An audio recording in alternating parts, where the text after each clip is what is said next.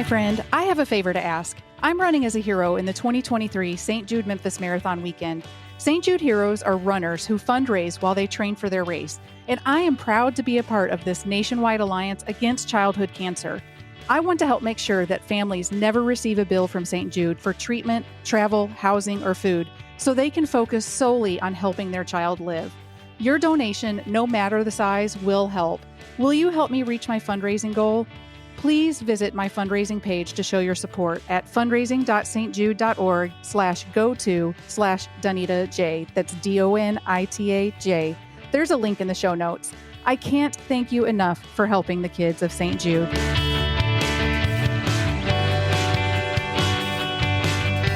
Today, we are revisiting an earlier episode and discussing the topic, can anyone do a triathlon? Over the years, I have heard plenty of reasons why someone thinks they can't do a triathlon. Let's talk about 4 of those and see if I can debunk those myths. So listen in for episode 42 of the Official Triathlete Podcast.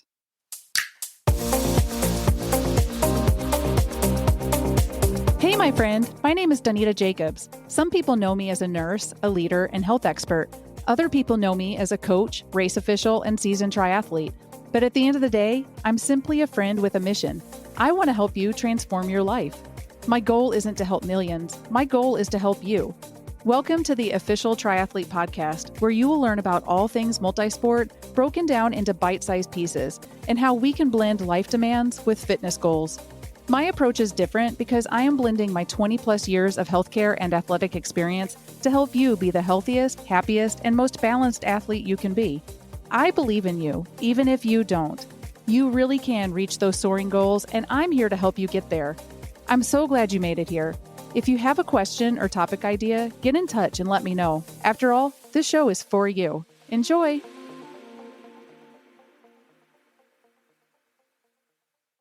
Hello, my friends and fellow athletes. Thanks for tuning in. I'm so grateful that you're here. I always start with a little message from my Train with Heart program. It's my mission to transform the whole athlete. So Heart not only develops and prepares the body for improved athletic performance, but aims to optimize the whole person through healing, empowerment, awareness, reflection, and transformation. So each episode, I share a little snippet from how I help my athletes with one of these elements. Today, we are going to discuss empowerment. Personal empowerment means taking responsibility for your life so you can enjoy more happiness and success. Trust yourself and make positive choices that bring you closer to achieving your goals. Here are 5 principles of self-empowerment. Number 1 is to set realistic goals. Small victories provide motivation. Aim for targets that are within your reach. If losing 50 pounds seems overwhelming, start with one diet tweak at a time, like putting less sugar in your coffee. Number 2 is strengthen your skills. If you're willing to keep learning, you can expand your potential. Read self-help books and take online courses. Hire a coach. Talk with others about their areas of expertise and teach others what you know. Number 3 is to manage your emotions. Going beyond your comfort zone can be scary. Acknowledge your feelings while making decisions that serve your long-term interests. When your emotions are intense, think them through or talk with others who can help you sort things out. Number 4 is to believe in yourself. Challenge the assumptions that have been holding you back. Think positive and focus on what you have to gain. And number 5 is gather support. Empowering yourself can enhance your relationships with others. Surround yourself with family and friends who boost your self-esteem. Allow yourself to be vulnerable and ask for help when you need it.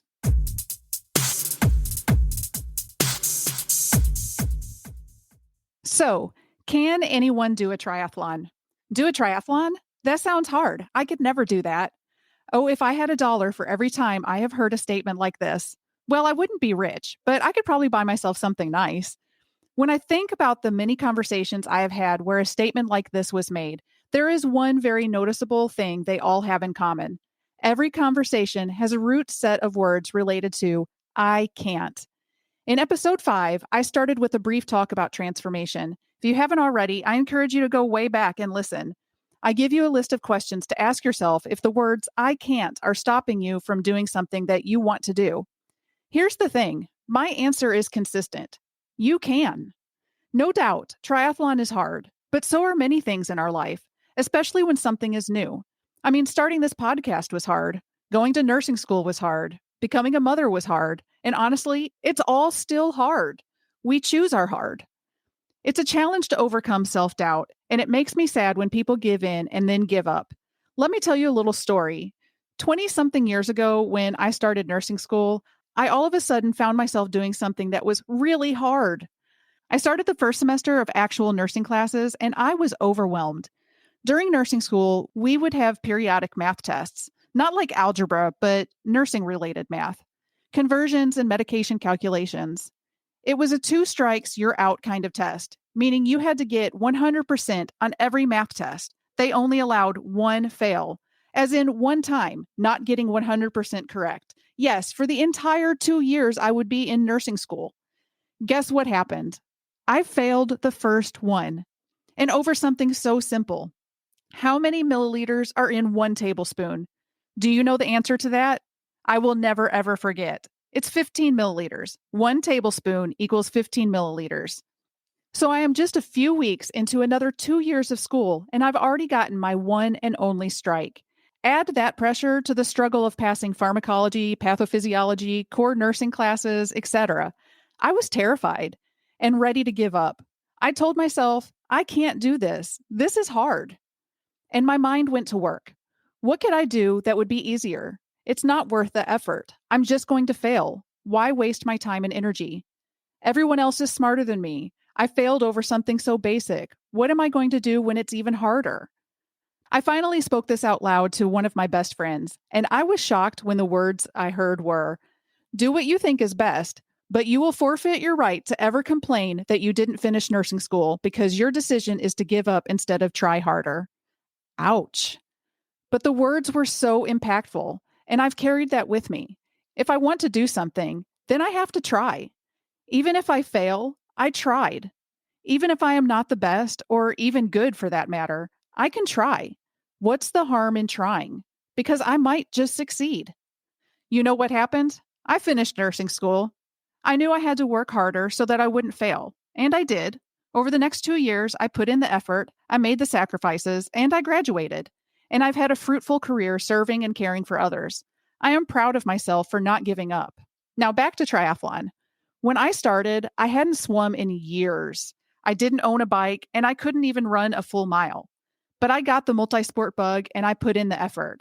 When it got hard, I reminded myself that all I had to do was try.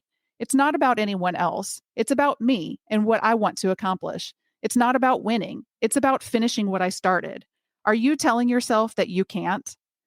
So let's talk about, can anyone do a triathlon? Yes. Yes, anyone can.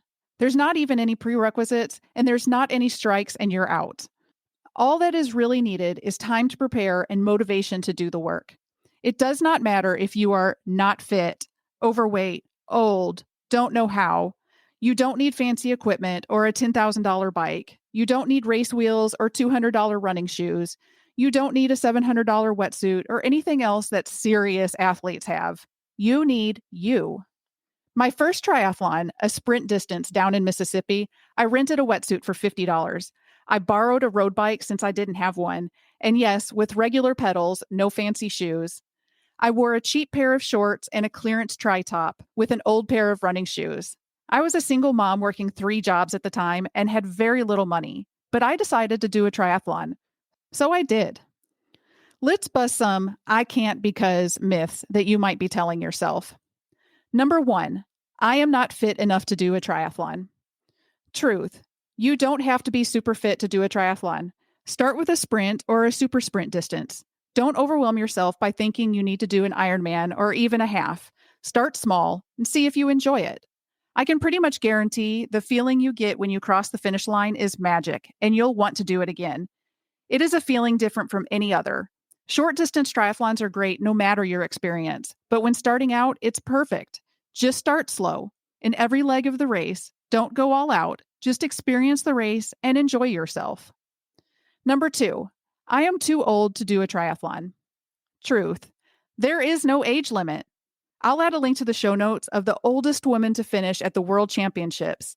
Just last year in 2022, at 78 years old, Sherry Grunfeld made history and completed as the oldest woman to complete the Ironman World Championships at 78. Yes, I mean 78. She finished a world championship race consisting of a 2.4-mile swim, a 112-mile bike, and a 26.2-mile run. And she did all of that in under 16 hours and 20 minutes and 7 seconds. Holy cow. So now tell me that you are too old.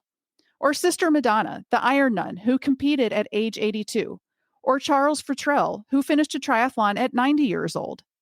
At my first Ironman in Wisconsin, Mike Riley brought out the youngest and the oldest participants on stage at the dinner banquet, 20 and 80. I've been competing for quite some time, and let me just tell you, there are people many years older than me that finish long before I do. So I think age is literally just a number. Number 3, I have to train an insane amount of hours to compete in triathlon. Nope. There's a huge difference between quantity and quality. Yes, the longer distance races you want to train for requires a little bit more time. But for the vast majority of us, we have jobs, families, and life responsibilities, so we just don't have 30 plus hours a week to train.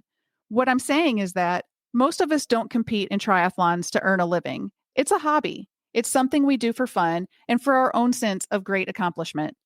Our life responsibilities are important. The key is finding the time and committing to the work. My number one goal with my clients is to help them find balance in blending life demands with their fitness goals. And that's the key word here, balance. A coach can help you figure out exactly how much time you need to train and help you find ways to fit it into your busy schedule. And number 4, I'm not a good enough swimmer to do a triathlon. The swimming portion seems to be one of the biggest roadblocks for people to overcome. Between lack of confidence in their technique or ability level and fear of open water, some back out. Here's my answer to that. In my experience, swimming is the easiest part of triathlon to improve upon. In triathlon, you can swim any way you want to. You can doggy paddle if you need to. Enlist some help from a swimming instructor or coach to teach you technique. Many gyms with pools have master swim groups that can also offer support. The next thing is to consistently practice. If you show up and swim, you will get better. I promise. Get in a pool and swim. Who cares what you look like? If you have to stop to catch your breath halfway down the lane, then do it. You don't have to do fancy flip turns. You don't need any equipment. A swimsuit and goggles is enough. A swim cap would be good too. Endurance builds fast in swimming. You will be amazed at how quickly you progress. If open water makes you nervous, practice that too. Find people you can swim with. Never ever go alone, by the way. There are buoy belts you can wear that not only keep you visible in the water, but can also be used to float if you get tired.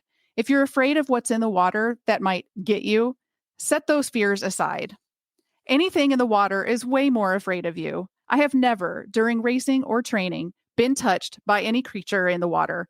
And even though I hate using the S word, I'll address this too. I have never ever seen a snake either. Maybe I have an angel looking out for me, but truthfully, snakes don't want to be by people splashing around. Lastly, if you're worried about safety, during the swim portion of the race, everyone is very attentive. The lifeguards, volunteers, and other trained personnel are watching the swimmers very closely. They know what to watch for. They know how to detect potential problems. There will be kayakers, maybe paddlers, canoes, jet skis available, and watching for people that need help or simply need to rest. There is no issue with hanging onto a kayak and catching your breath before continuing. My husband and I were on our Sea-Doo at the Memphis Half Ironman in 2022, and I can tell you, with around 2,000 athletes in the water, we were on high alert and ready to help, and we helped a lot of people. So have no fear. Before we wrap up, let's go over some mindset issues. Whether you are doing a short distance or long distance, if you swim, bike, and run, you are a triathlete.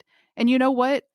There are many other options. Multisport encompasses a wide range of activities. There's not just one way. There are many options. There are off-road courses, trail running, ultra running, duathlon, aqua bikes, aquathons, indoor triathlons, gravel triathlons. I mean, I could go on. My suggestion to you is to think about the things you like to do, the things you might want to do, and explore your possibilities. What local races are available to you? Find a coach who is well-versed in the possibilities and can help you find the right fit. Grab a friend and find an event you can do together. Here's my favorite. Find your local multisport club. You are sure to find a group of people that get together to train, educate, and motivate each other. I love my multisport team. So I can't wait to see what's in store for you in the rest of 2023 and 2024. Okay, there you have it.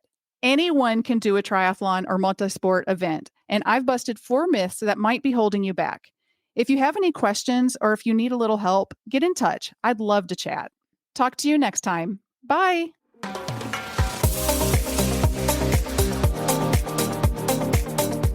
That's all for now. Thanks for tuning in. I want to get to know you, so head over to trynursecoaching.com and sign up for a free 30-minute goal setting session. Love the show? I'd be forever grateful if you left a review and shared the podcast with your friends. And remember, do things that are hard.